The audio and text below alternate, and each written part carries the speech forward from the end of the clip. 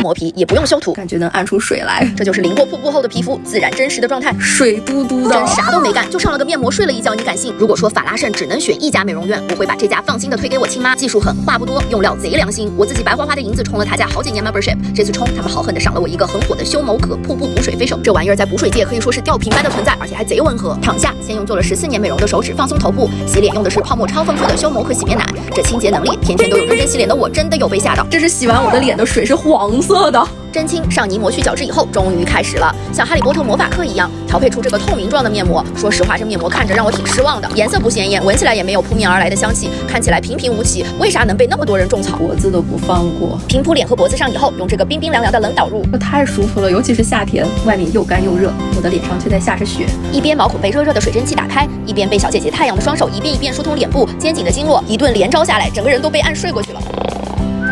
我是不是在闪闪发亮？洗掉面膜的那一刻，小姐姐说：“做完以后，我们的手都很滑。再敷个面膜，照个绿灯，呼噜睡一觉，一觉醒来，整个脸感觉都能掐出水来，水嘟嘟的。涂个他家的面霜，就这样素颜出门吃火锅去了。点赞关注么么哒。”